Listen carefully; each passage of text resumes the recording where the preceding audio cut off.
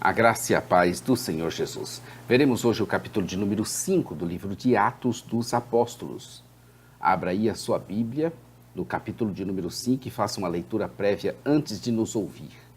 Eles sofriam tanto, mas impressionante. Eles não criticavam e eles não reclamavam. Estou falando dos apóstolos. Então abra aí para você fazer essa leitura prévia. Eu sou o pastor Daniel Deusdete da Igreja Os Semeadores. Aproveite já e inscreva-se em nosso canal. Clique aí no sininho para você nos acompanhar diariamente. Todos os dias um vídeo novo da Palavra de Deus. E já dê o seu like para nos ajudar no nosso canal. Agradecemos que você esteja conosco. São 1.189 vídeos, cada um dos vídeos de um capítulo da Bíblia. Como já dissemos, Atos foi escrito para orientar a igreja em sua missão permanente por meio do relato de como o Espírito Santo capacitou os apóstolos para propagar o testemunho de Jesus Cristo no mundo gentil. A história continua e estamos diante de um fato em que um casal resolve aprontar enganando os apóstolos, mas o fim deles foi cruel. Com Deus não se brinca.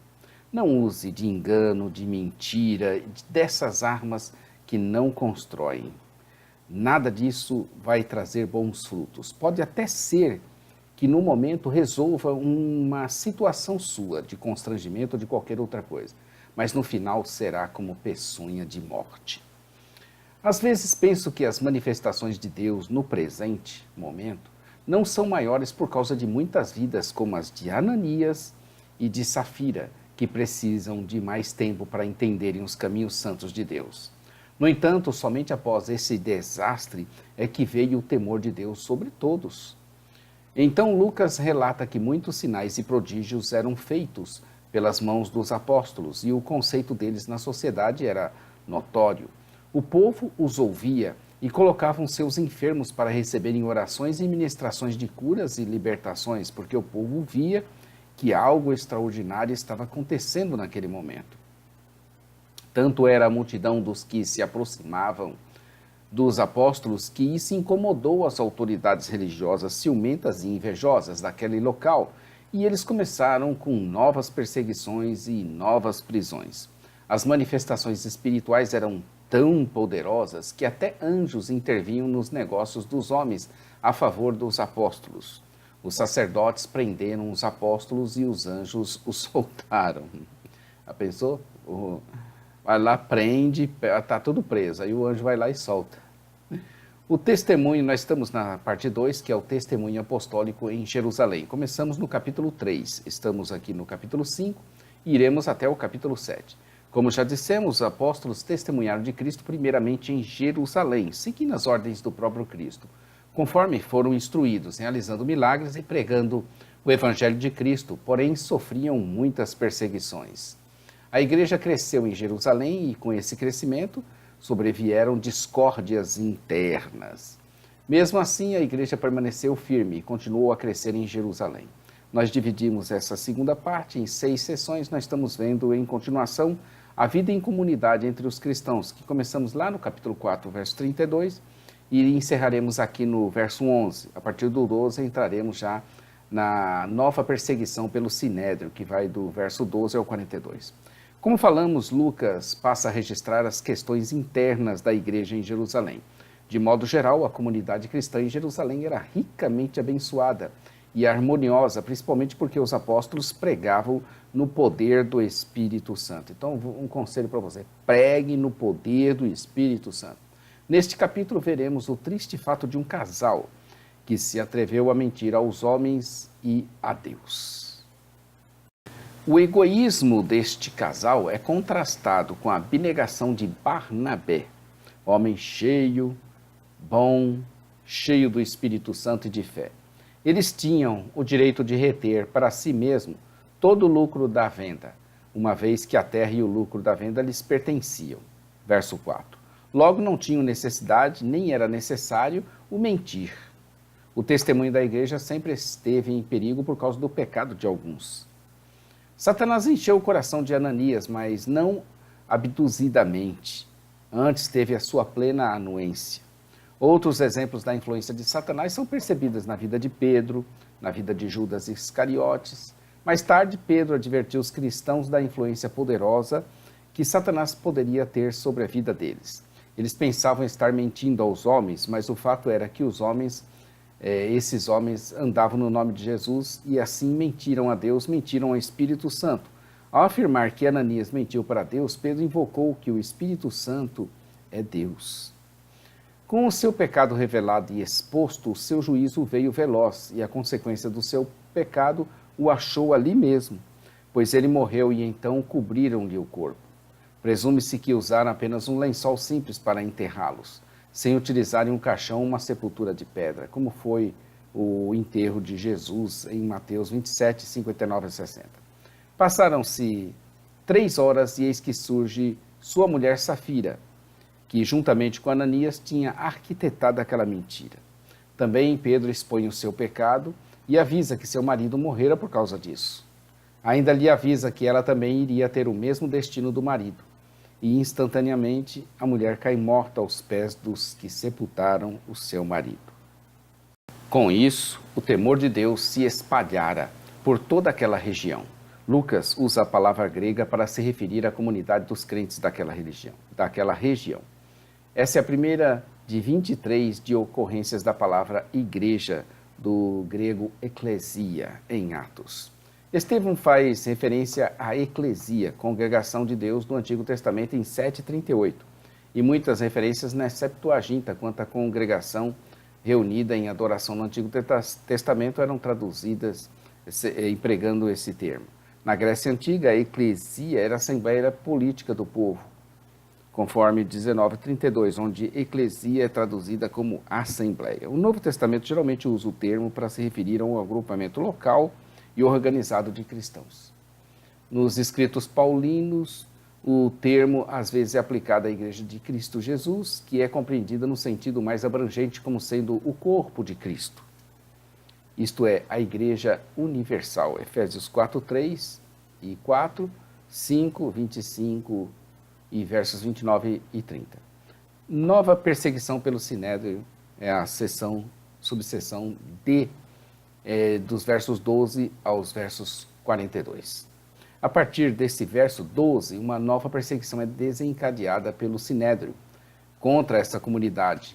Lucas retorna ao relato da perseguição em Jerusalém. Ironicamente, os líderes religiosos judaicos perseguiram porque ficaram com ciúmes, uma vez que as multidões iam buscar ajuda e cura com os apóstolos.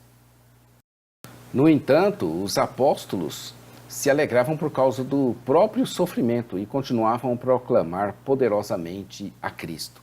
Embora alguns aspectos desses acontecimentos sejam exclusivos desse momento, aparentemente Lucas desejava que seus líderes permanecessem fiéis e se alegrassem ao sofrerem perseguições. O mesmo é válido para todas as épocas. Nenhum seguidor superficial e que não fosse sincero ousava ser identificado com a igreja. O temor de Deus estava claramente em evidência. A perseguição, ao invés de fazer a igreja desaparecer como queriam as autoridades, acabou crescendo e ganhando mais e novos adeptos prontos a sofrerem por Cristo. Os cristãos verdadeiros iam se juntando à igreja.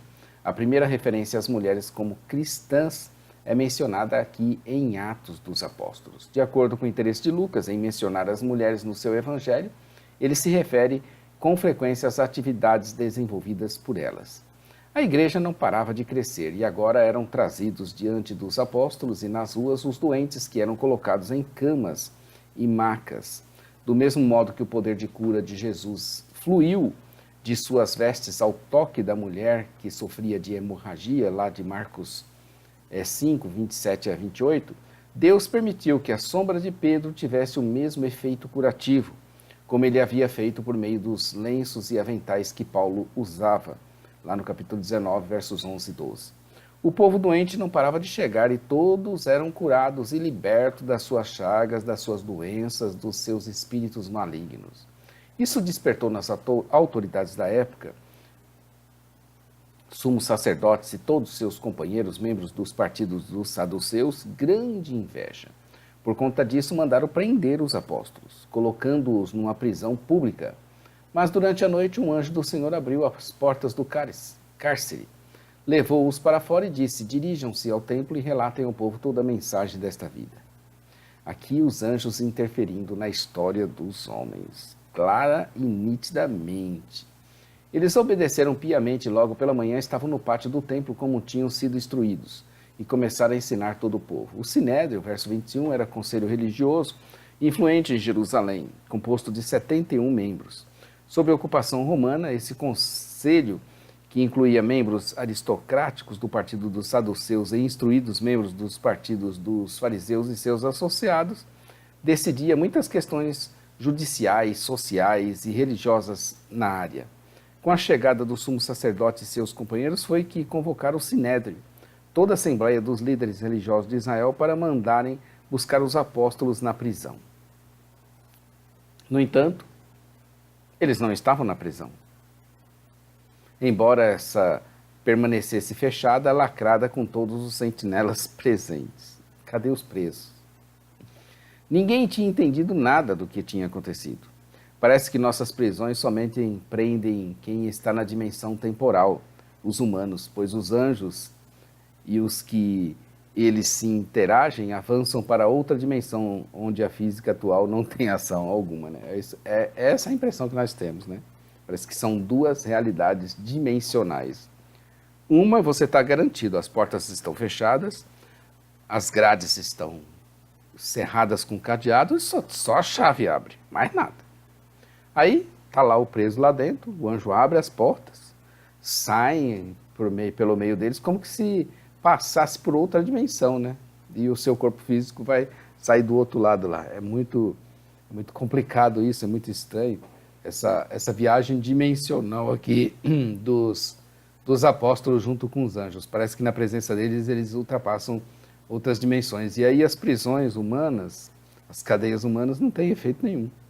Então eles prenderam, tudo lacrado. Manda lá chamar eles que nós vamos interrogar. Não, eles estão soltos. Como? Aí vamos lá na cadeia, tudo preso. As portas fechadas, ninguém abriu, as sentinelas, os guardas. Ué, como é que eles saíram daqui? Fica curioso, fica difícil, né? A única explicação razoável seria que alguém abriu as portas para eles e depois fecharam após eles, sendo que os sentinelas e vigias dormiram no tempo da fuga. Mas quem disse que essa explicação é razoável? Essa foi a que eles encontraram. Havia um traidor entre eles. Eles não estavam dentro das prisões como se era de esperar, mas estavam pregando e ensinando no pátio do templo. Os guardas se dirigem até eles e os trazem à presença das autoridades do Sinédrio, que os interrogam novamente. Eles lembram a eles que tinham dado ordens expressas para não pregarem nem ensinarem sobre Jesus, e eles estavam fazendo justamente isso. Pedro se defende dizendo que seria melhor obedecer a Deus do que a eles, e aproveita a oportunidade para pregar mais um pouco.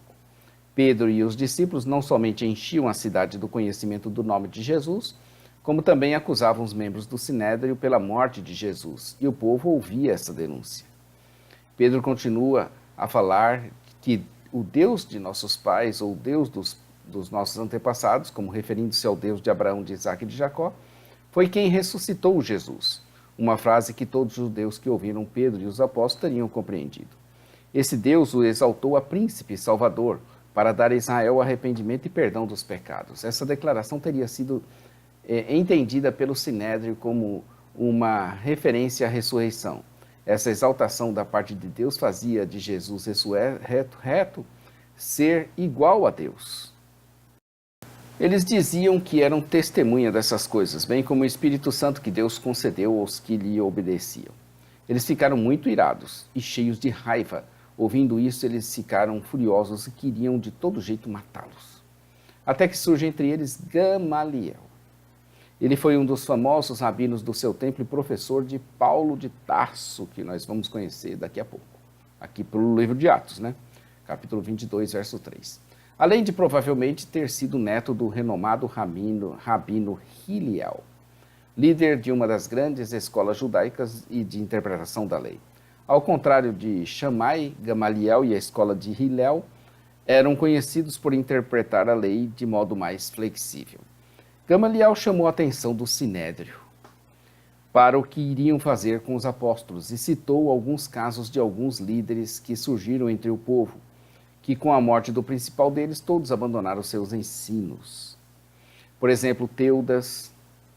A Bíblia de Estudo de Genebra esclarece que um homem com esse nome é mencionado pelo historiador Flávio Josefo, lá em Antiguidades 20, 98 a 99. Porém, ele viveu no período posterior, e é diferente do Teudas mencionado por Lucas. Outro exemplo citado foi o de Judas, o galileu dos dias do recenseamento. Esse não é o mesmo censo registrado em Lucas 2:1, que foi ordenado pelo imperador romano Augusto em aproximadamente 8 a.C., porém foi adiado para 5 ou 6 a.C., mas o censo que ocorreu 14 anos depois, 6 depois de Cristo, durante o governo do procurador Copônio. Joséfo, Guerra dos Judeus 20, 118, fala de certo galileu de Gamala, em Gaulanites, Antiguidades 18:4, que causou uma revolta popular ao se recusar a pagar impostos e submeter-se aos romanos. Essa revolta fracassou, mas pode ter influenciado o surgimento do partido dos Zelotes. O apóstolo Simão, o Zelote, Mateus 10:4, Atos 1:13, possivelmente foi um membro desse grupo. Depois ele aconselha sabiamente o Sinédrio que deixarem aqueles homens em paz e para soltá-los, sendo que todo projeto de origem humana entre eles falhará, mas se não, triunfará, pois de fato Deus estaria nesse negócio. Gamaliel conseguiu, com seu discurso, convencer o Sinédrio, que mandou chamá-los e açoitá-los. Então, os apóstolos receberam a tradicional quarentenas de açoites menos 1, que está lá 2 Coríntios 11:24. Mas eles não reclamavam não, viu? Nem murmuravam, antes consideravam marcas de Cristo. Eu carrego as marcas de Cristo. Eles tinham no sofrimento físico, principalmente, esse orgulho de poderem carregar essa marca. Eles se orgulhavam disso. E, então, não adiantava eles causarem dor e nem marcas neles, que eles não estavam nem aí. A fé deles estava acima dessas coisas. O fato engraçado é que não saíram tristes, nem lamentando, nem chorando, mas alegres, mesmo tendo tomado uma terrível surra, que não deve ter sido fácil, não. Os apóstolos saíram do Sinédrio alegres por terem sido considerados dignos de serem humilhados por causa do nome. Todos os dias no templo e de casa em casa não deixaram de ensinar e proclamar que Jesus é o Cristo. Os sermões de Atos apelam constantemente para o fato de que Jesus é o Cristo, o Messias. Atos 5, verso 1, começa dizendo: entretanto, certo homem, chamado Ananias, com sua mulher Safira, vendeu uma propriedade. Então, o Atos capítulo 5 começa com a história de Safira. O verso 42 diz: e todos os dias no templo, de casa em casa, não cessavam de ensinar e de pregar Jesus, o Cristo. Não adiantava ameaçá-los, persegui-los, aprisioná-los, para que não anunciassem a Cristo Jesus. Não adiantava. A alegria deles era muito grande em estar servindo ao Senhor e se sentiam abençoados por poderem ter a honra de participar de algum tipo de sofrimento por amor a Jesus. Que o Senhor desperte este amor de Atos no seu povo hoje, para que a igreja atual não queira outra coisa senão ensinar e pregar Jesus, Cristo, o Messias. Amanhã estaremos aqui com o capítulo 6, nós veremos a instituição do diaconato. Então, inscreva-se aí no nosso canal, clica aí no sininho à sua esquerda, para você nos acompanhar. Todo dia, um vídeo novo, um capítulo novo da Palavra de Deus. A parte escrita você vai achar aí em jamaisdesista.com.br. Nossa loja virtual, procure a nossa loja, principalmente para encontrar a Bíblia de Estudo de Genebra. Nossa loja virtual, ossemeadores.com.br. Nosso programa de rádio, radio.ossemeadores.com.br. Fiquem com Deus e até amanhã, se Deus quiser. Maranata, ora, ora, vem, Senhor Jesus. Deus te abençoe nesse dia abençoado.